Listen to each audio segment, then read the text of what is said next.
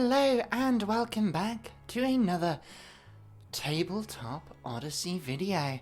This is the Malifaux crew unpack for 4th edition for the Mercenary keyword. So if you were thinking about playing Viktoria Chambers, this is the place to be. So, just exactly who are the Vics and why play Mercenary? Well, no amount of script could fill the gaping void that Viktoria sought. A mercenary of great repute, she had garnered a lot of enemies. In fact, a doppelganger of herself was sent to kill her. And yet she survived and convinced them to join her instead. A blade came within her grasp, the Masamune, the prisoned of the tyrant Shezul.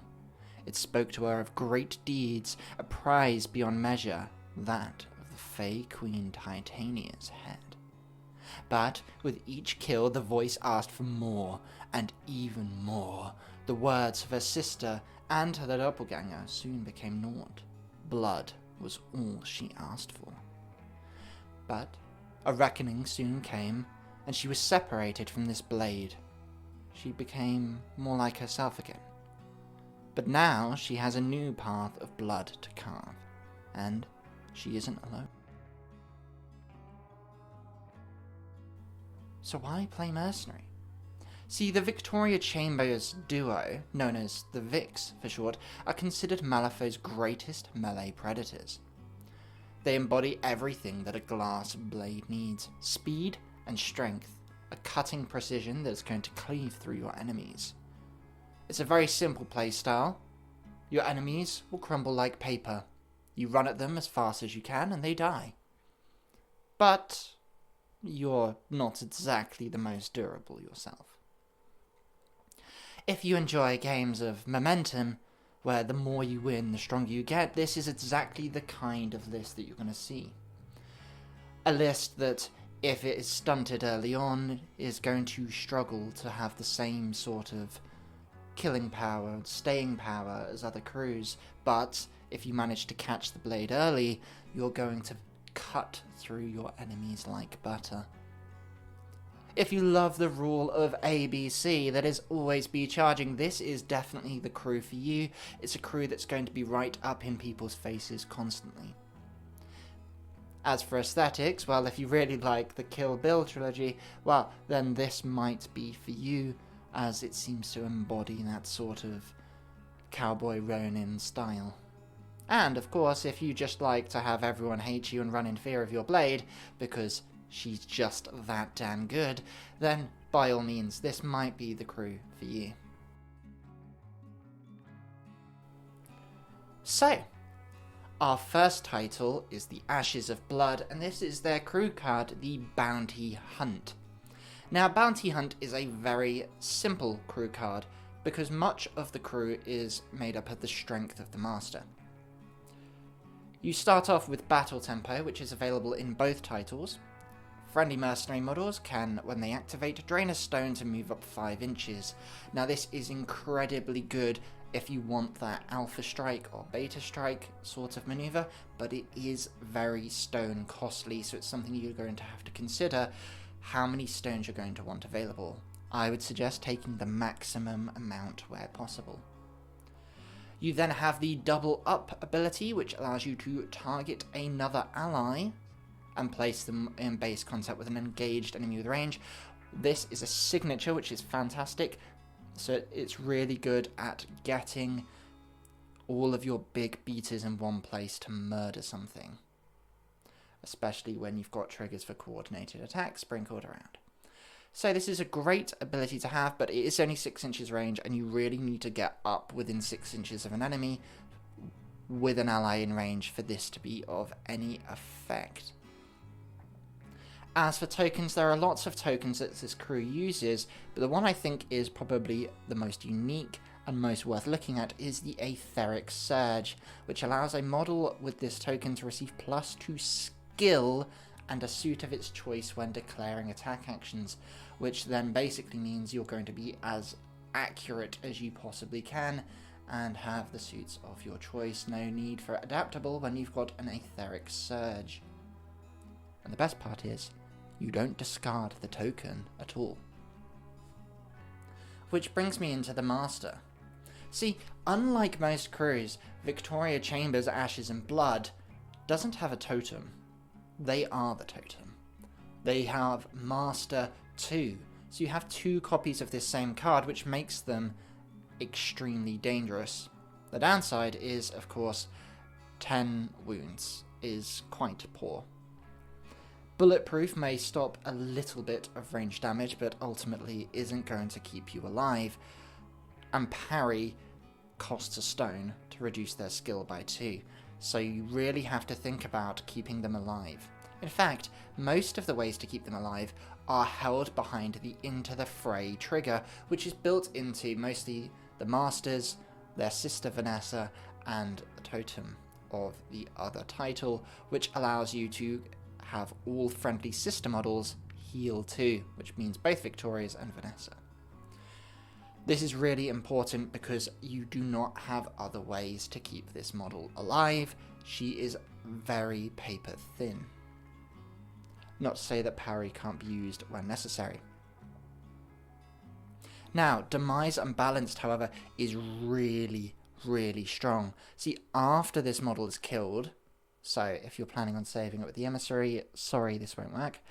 Another friendly sister may heal 3 and gain an Etheric Surge token. So if this Vix dies, you can give the other Vix, they're going to heal 3, and they're going to have +2 skill and a suit of their choice into their attacks. Which means, when we're looking at that shared steel, it's already stat 6. It was going to be stat 8. Oh, and it gets an inbuilt suit, which of course you're going to choose the critical strike trigger most of the time, or the together trigger, likely at this stage, crit strike. Oh, and did I mention that this attack is damage 3, and if the target's engaged by another friendly sister, which can be Vanessa, may I add, this action receives +1 skill and a raise of 3. So, should your first sister happen to die, and Vanessa is engaged with the target, Viktoria Chambers will have a skill 9 attack with damage 4 if you unbuild the crit strike with a raise of 3. Safe to say that that model is probably going to be doing 5 to 8 probably damage. Or of course you can allow the together trigger to get Vanessa to decent work too. Or if you're operating in tandem, you're both alive, together is great at having both Ashes and Blood attack. The surge trigger is of course fantastic, and if you need health, you're going to need to kill the target, but Into the Fray, pay a stone, and you're going to heal. You also have a ranged attack and a custom firearm. You probably won't use this much at all. The delay trigger is nice for a slow token, but the main usage of this is going to be advanced tactics trigger, which allows you to pay a soul stone and place within 6 inches. So essentially you get to do 2 damage, place within 6 inches for a stone, and then you're going to be getting into melee as soon as possible. Finally, you have Take the High Ground, a tactical action, which is your signature. If you don't fancy using your crew card, you can place another ally within 3 inches, and if it happens to be a sister, place it within 6 instead. And if it goes onto a building, you're going to draw a card. This is really important. You want to be staying high up. Getting a card is going to be really important, and making sure you win the right duels and kill as soon as possible. Now, as you've got 2 of these, there is no totem, so I'm just going to briefly go over the other crew title now. So instead, if you would prefer to take on Twin Blades, you get the Coordinated Effort crew card. This once again has Battle Tempo and is of course equally stone hungry. It has Combat Maneuver instead, which applies only to unique mercenaries, which is quite unfortunate really, because this crew does like some of its minions a bit more. But Combat Maneuver allows you to, as a melee attack, you can target allies with it. You can drain a stone to use it as a signature, and it places the target anywhere within 6. So you can use it to throw a Ronin and get their made to kill to trigger, or you can use it to displace people off of points like informants, just melee throw them 6 inches.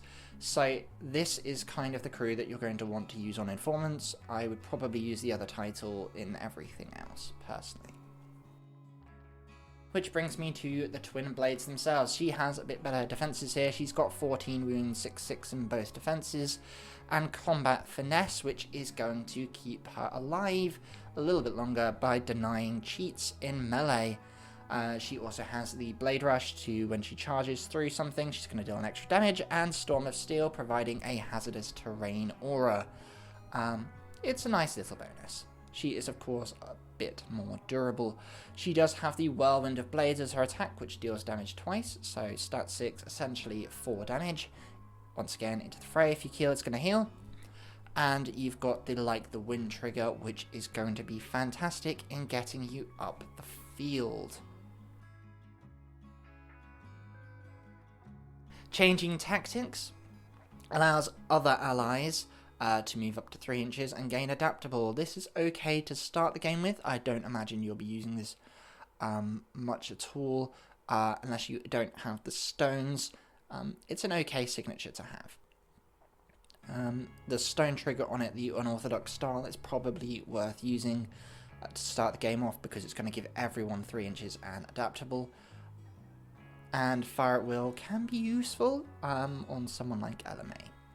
Sabotage Their Plans is an interesting way of removing enemy scheme markers and making your own in base contact, so she is a lot better at dealing with scheme-related missions. She's a lot more of a denial piece than the other title.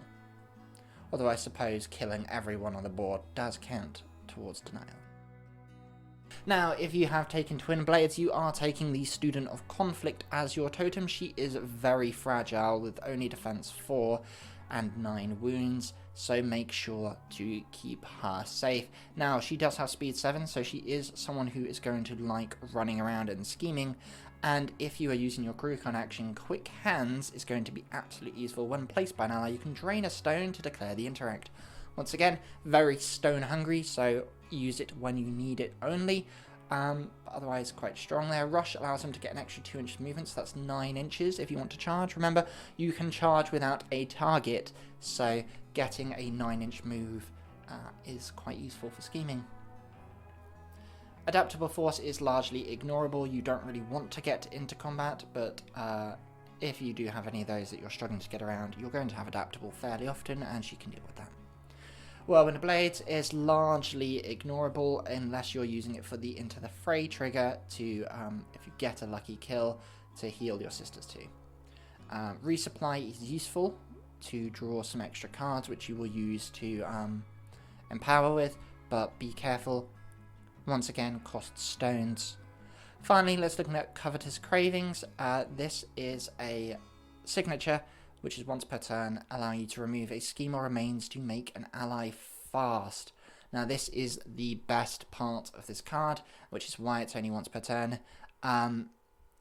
Essentially, you can give this a model fast and adaptable, which is fantastic for the mere cost of a scheme, which you can place yourself if you so wish. Giving fast to someone who isn't your master, and isn't Bishop, who can kind of get it himself, can be really useful in making sure that you're getting the extra AP that you need to get into position, to kill the thing that you need to, or to get that interact where necessary. Now let's have a look at the crew. Vanessa Chambers, who I think is probably an auto-take here. She is your henchman, she is loyal, and she is your sister. So which means for all of those abilities that are healing sisters or rely on sisters, Vanessa is also going to function off of it. She is also going to be the main user of your Etheric Surge. So with channeling the ley lines, if she moves through the center line, she gains an Etheric Surge, and if she ends her activation not on the center line, she is going to lose it. So making sure that you are staying on that center line for the best use of her. But if you're playing her in the first incarnation, Ashes and Blood, if a sister does happen to die, I think it's better to move her up and try and get the most out of the other sister as possible. Now, the main reason why she's an auto-take, aside from getting out etheric surges and helping with that, is the fact that she is the healer of the crew. She has healing energy, which has a TNF 4, and with it raising, it's going to heal extra. She's also got I've Got Your Back, so she's going to be able to pull people back to safety, and Impact, which is a fantastic token that's going to increase your damage. She also has Intuition as a signature, allowing you to look at the top 3 cards of your Fate deck, which is a nice thing to do at the end of her activation to set up someone else. She does have a Daito, which is a basic melee, which is okay with the stone to heal sisters, of course, but really you're going to be using the Arcane Staff the most if you're attacking. It's damage 3, 8-inch range, 6 skill, and can arc off. But the more important trigger here is the Surge, because drawing cards is going to be great for getting what you need to win. Sorry if I sound like I'm rushing through here, but there is, of course, a lot to cover. I think you should be taking this model in basically every matchup. She is a healer, she's got Intuition, and Etheric Surges are fantastic for herself, who is going to then get a skill 8 with an inbuilt Surge attack, might I add, if she's on the center line, or you are able, which also reduces damage taken to her, by the way, or you're able to have a very nice healer for your crew. She is going to be a big target for enemies, bear in mind, so try and keep her alive as much as possible. But an Into the Fray will also heal her too, keep that in mind. Taelor. Now, Taelor is very expensive. She is 10 cost. Is she worth it? That is hard to say, but she brings an interesting toolkit. First of all, hard to kill is nice to have on a 13 wound model. She is one of the more durable in this crew, but most importantly, she's got a speed of 6 with a rush to get it to up to 8 off the charge, and she's ruthless, which means if you are struggling with defenses, this is the woman for the job. And not only is she good at clearing out defenses, a skill 7 damage 3 attack that cannot be obeyed by enemy models is really strong. It also gets a positive if you're attacking a master, which is just even more fun, with a nice stone trigger to instantly kill any insignificant or summon models, which is fantastic. More often than not, though, if you've got an adaptable available, or Empower, Crit Strike, or Knock Aside are going to be the ones you want to use. She also has access to Bring It, which, if you want to stay near the center line and have them come to you instead, perhaps is the thing to do. It is her signature. It's not always worth it, so she will be using your crew card more than others. The main thing that is also useful is the fact that a sudden strike trigger off of this can be very useful as a knockback sort of thing, but also there is a stone trigger to give yourself fast and impact to not only get a bigger swing on that hammer, but also more of them. Once again, this is a very stone hungry crew, and how you manage them is going to be very important to your success. 10 cost is a lot to pay though, especially when you're in a stone hungry crew, so consider what other options are available. Kenshiro. Now this model is really important to your Unpack. He is a model that has speed of 6, nice defenses, incorporeal, and flight. Flight allowing him to move through terrain and get into the right position, and Corporeal is going to keep them alive that little bit longer. 7 wounds is a bit to be wary of though. The main reasons you're taking them for is Fleet of Foot, however. Once per activation, when this model ends a move within an inch of an ally, that ally may remove Adaptable to move up to its speed. Now this is incredibly important especially in Twin Blades, who's handing out Adaptable quite a bit, that this model can unpack the crew super quick. Remember that if any time he is moved, including outside his own activation, is also going to trigger Fleet of Foot, meaning you're going to get someone to remove Adaptable and move up to their speed again. Now there's a combo with Bishop here that is super important, but there are of course other ways to get around this. One way to really prepare yourself for this is, of course, reverse momentum, which allows you to remove any tokens from the target and heal 2 for each one that you do. That's right, more healing. It's very important. But more importantly, you have the planning ahead trigger, which is going to hand out adaptable to help the fleet of foot. Now, should you be in a position where you don't need the movement, he can also hand out the impact token via the enchant trigger, which is just going to help add extra meat to your damage. Now, if you do want to get into combat, the Kazuchi is a stat 7 attack, 1 damage, but it can hand out slow, which is nice and useful. But the most important thing that you'll be using the Kazuchi for is displacement, because if you manage to get a raise, you can place the target within 3 inches of its current location, which can throw them off an informant's marker if necessary. That's points for you. It can also bring people off of protected scheme or strat markers, allowing you to interact with them. A New Horizon is, however, an interesting option. It requires a 3 of tomes, so make sure you've got a tome ready for this, and you can move a scheme marker within 6 inches and place it within 6 inches of itself. And then if you do get the tome, which you will, you can look at the top card of your deck and discard it if you want. It's nice to have. This is great for setting up schemes outside a position and then moving them into place where necessary in order to score those points. This is a great piece for getting upfield and actually scoring with the crew. I would consider this model most of the time. Bishop. Now, Bishop is a mobile fighter.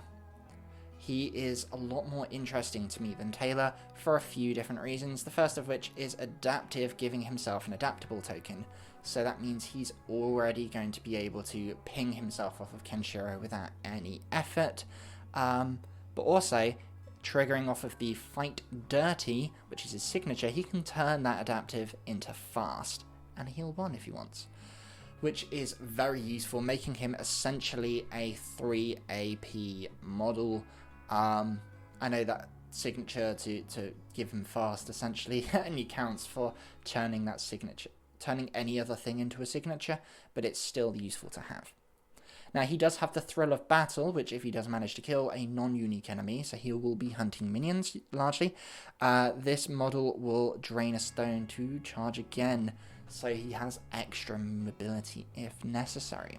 He also has Don't Turn Your Back, which is going to be useful in shutting down schemers, which is his main job. He is hunting schemers. Now, he is actually really good at this because his close combat happens to do 3 damage, and the Heave trigger and the You're Coming With Me both allow you to essentially displace an enemy. Really good for informants. Or you can hand out Slow with delay, which is great for that AP advantage. He also has, arguably one of the best parts of this, Chain Gang. Now, Chain Gang targets another friendly model, moves them 3, and then moves you 3. Now, the interesting part of this is that if you were to use this on Kenshiro, Kenshiro would then trigger their Fleet of Foot, which would then remove your adaptive and move you your speed again afterwards. Which essentially, Chain Gang in coordination with this acts as a 9-inch move for yourself. Once again, a very mobile threat to have, something to consider.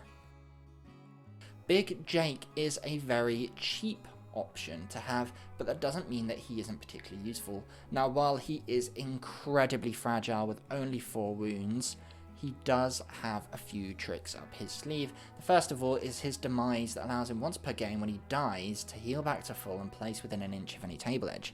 A nice escape route. Remember, any table edge, including your opponent's deployment zone. So if you have a way to kill him off early or put him into range, you can sneak him behind enemy lines and get schemes on things like breakthrough when needed. And the best thing is, don't mind me, means he really doesn't care if enemies are nearby. He is going to be able to interact wherever.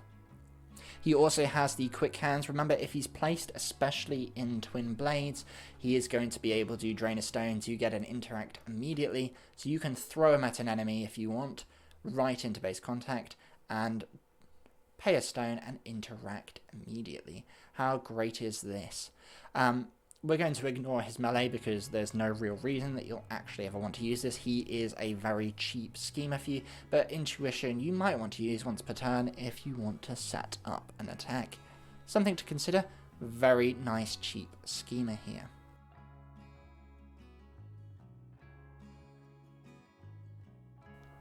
The 6-armed 6-shooter. Now this is a gun. What? Yes. So there are actually a few guns here and they're shared with the bandit keyword.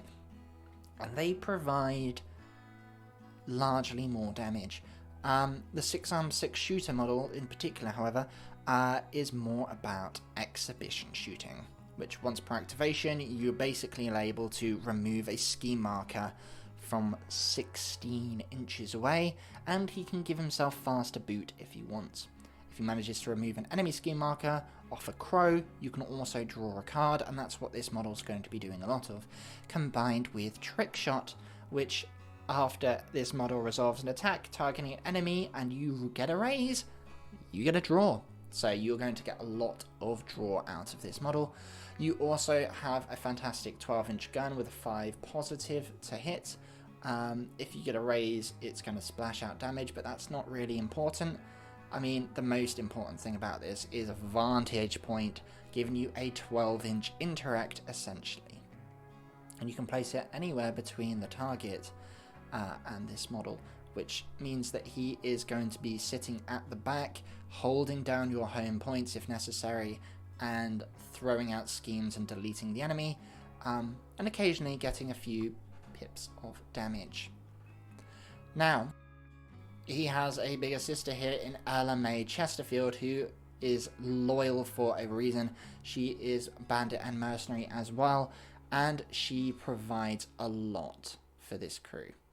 But, once again, 10 cost is a very expensive price to pay, but she's the reason why I think you might not consider using Taelor, because she is this good. First of all, we've got saddlebags. So once per turn before it moves, you can remove a marker within 2 and then place it within an inch of you afterwards. So you can drag those schemes with you into position, corpses, or whatever it is you need. Also useful for taking away annoying markers like ice pillars away from friendly models. Allows you, remember, it removes markers of any kind and then places a scheme afterwards. So that's useful to think about. They then have the Trick Shot ability once again, so this time you are actually more likely to get a raise with her because she is a better attack. She's got a stat 6 attack rather than 5 positive, and she'll get a card drawn if you get a raise on it. Now, the gun in question here that you are going to be using the most is the Chesterfield, stat 6, damage 3, with a trigger to give staggered and hand out impact to allies, or you're going to be getting the puncture trigger, which is going to guarantee you that card. There is also the drop it, which allows them to either discard a card or you get to make a scheme, which is never something to cry about.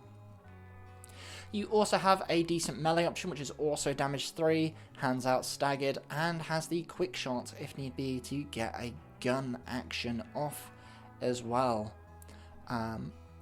Once again, she is just a nice beta to have. She does have armor, which compensates for slightly lower defenses of 5 and 5, but 12 wounds is nothing to cry about. She will be lasting to turn 2 in all likelihood.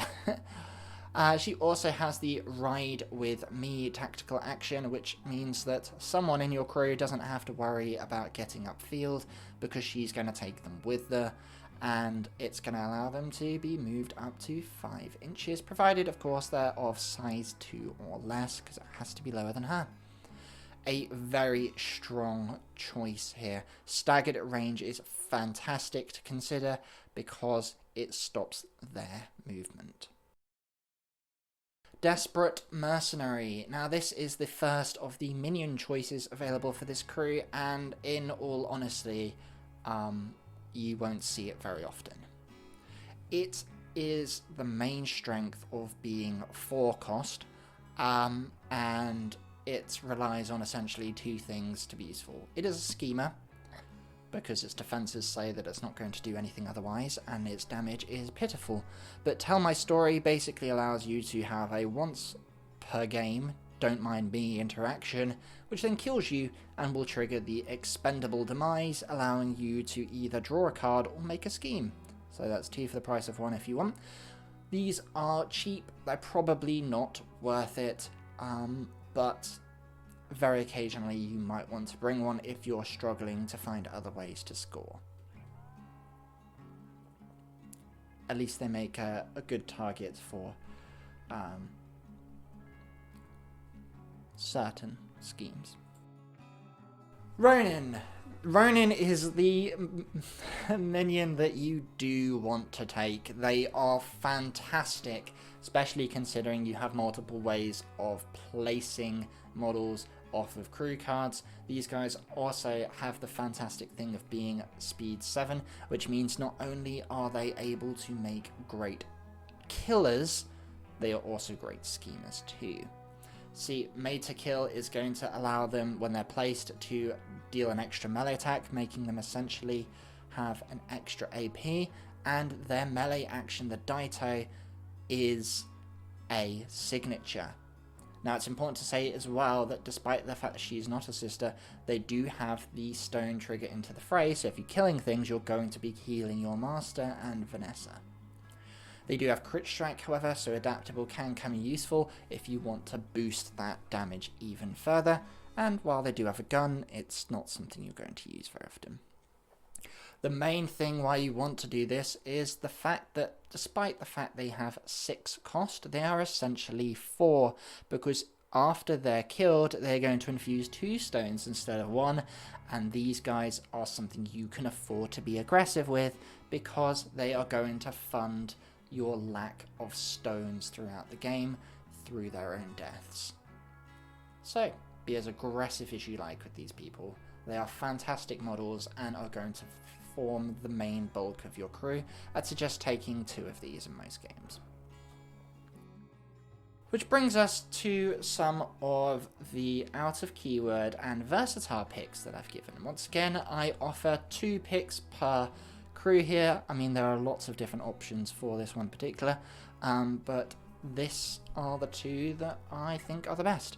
So starting off with the Hodgepodge Emissary. Like all emissaries, it has Tempting Fate and Quick Study, which means it's going to count as part of your keyword, meaning you're going to be able to move your models around with the crew card ability. It also has Tempting Fate, which is going to, once per game, if you're a master, which in the case of Ashes and Blood is 2 of them, is going to die, you can drain 2 soul stones. It is very costly, but you can deal 4 damage to yourself and bring them back on 4 health. Remember though, this does not trigger the demise if you are using it on Ashes and Blood, because this says when a friendly master is killed and the demise is after. So, something to keep in mind, but it's very useful to have. The most important part of this, however, is plenty of wares. Now, while you do have a decent attack that's dealing 2 damage and can gain a positive off of markers with a variety of nice triggers like Draw Out Secrets, plenty of wares is the thing you will be spamming with this model. See, plenty of wares requires a 6, and it is going to be able to heal the target for 2, which is fantastic, and you're going to hand out a trinket upgrade. Now, bear in mind, you also have the option for Draw Out Secrets, which I wouldn't turn my nose up at if necessary, but handing out trinkets is the main thing this emissary does, and they are really strong. First of all, we've got the Monkey's Paw, which at the cost of taking damage when you walk, you are granted an extra speed, which is fantastic, and most importantly, gives them Demise Wish granted. So when you die, you act just like a Ronin and you infuse 2 stones, and then you draw a card to boot, which is just absolutely fantastic at keeping the engine running. The other 2 are less useful, but are still not to be sniffed at, with Well-Worn Boots allowing you to have the Expert Climber ability, ignoring vertical distance. So yes, you can just pop yourself over the top of a building if need be and charge into something. You also have the pretty floral bonnet, which is a fantastic way of utilizing your great speed to get some interacts out. Remember, your main strategy is killing things first and then scheming later, but sometimes they can be a little more durable than you'd like, and a floral bonnet is going to allow you to interact regardless of whether there is an enemy nearby. Something to consider, it can be extremely strong. Which brings me to the Freikorps Engineer. Now, this model says 6 cost, but you will have to pay 7 as it is not versatile, but rather a Freikorps model. See, this model I've chosen as an option. It's for a few different reasons. Now, it has poor stats of 5 and 5 with 8 wounds, which is decent enough, rather basic, but it does have emergency shielding, so you can reduce, after you've taken damage, you're going to gain shielded, which is going to reduce damage on you. You also have Construct Savant, so if you're going to attack constructs, you're going to get a positive, which also is going to ignore some of their defensive abilities on that circular saw blade, with a chance of discarding a card with a trigger. It's very decent, but it's not where you're taking them. It has 2 other abilities, which are both signatures and both fantastic. First of all is the Jury Rig ability, which means you have to discard a card and you can draw a non-joker that's equal to the value or greater by +1. So if you really need a certain suit, he's going to fish it out for you, or if you just want to raise the value of the cards in your hand in preparation for a big attack, this is the sort of thing for you. Now remember that a 13 in the hands of a Viktoria Chambers is far more effective than in the hands of basically any other model in the game because of how high she can get her skill. So, something to consider. The best thing I would use this for really helps with a bunch of different things. So they have reinforced shielding, which for the cost of a 6 allows a target within 3 inches to gain shielded. Now, the second part we can ignore because it requires an ally, but shielded is a very good condition to hand out for a very fragile crew. Not only that, you can remove bad tokens and heal them 1 if you so wish, but this swift action allows you to pump it out to 2 people. Finally, the enchant trigger allows you to gain impact. Now, giving impact out to an already deadly crew can be a very big boon. Impact on Viktoria or Taelor or Mae, for example, is going to destroy things. The main thing, however, is the fact that you're handing out a condition for relative cheap. Now, if you do want a cheaper option, there is, of course, the rather weak version of the dead gunslinger from the bandit keyword, but it's a weaker version of this. Essentially, for people like Bishop, who can remove a condition to gain fast, this is great, because then they don't have to rely on removing their adaptable to gain it. Now, ideally, if you can find a model that hands out adaptable rather than something like shielded, that's even better. But in the meantime, this might be an interesting option that's going to provide a lot of utility and maybe just a tiny bit extra survivability to your crew. Handing out shielded and impact to 3 different people isn't the worst way to spend a turn. Finally, the Tactica. So, if you are taking Ashes and Blood, which is our crew with 2 separate masters and no totem, you are going to be killing first and asking questions later. Your main thing here is about an alpha strike. There are many ways to get people upfield. Bishop and Kenshiro are part of that, and so is Mae Chesterfield. However, if you want an out of keyword option just for that purpose, I would recommend V, who has a great ability to just throw people up the field. Be careful of your soulstone usage. You have a lot of strong soulstone abilities, but not a lot of soulstones. Well, I recommend starting with the maximum amount possible and having as many Ronin or trinket-equipped monkey's paw models as possible to maximize the stuff you get back. You just have to be wary of using them on the right things. You also need to make sure you're using your AP in the most effective ways. You have a lot of ways of getting out fast and handing out slow to enemies, but making sure that it is a real advantage, knowing when to use it to walk and when to hit people is the best thing. Additionally, if you can find a way, even at the cost of a stone, to do 2 for 1 in order to get out movement and damage or something else entirely, that is an effective way of using them. Finally, managing Etheric Surge and Into the Fray is going to be really important in keeping your models alive and making sure that your masters and Vanessa have the best chance at having the highest output.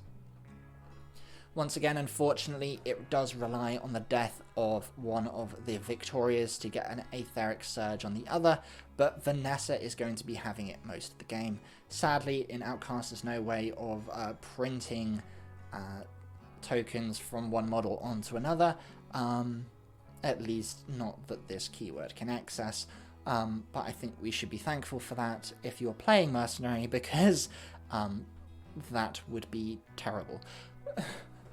If you're playing into this crew, I suggest picking off the masters as quick as possible and having lots of token removal ready to hand.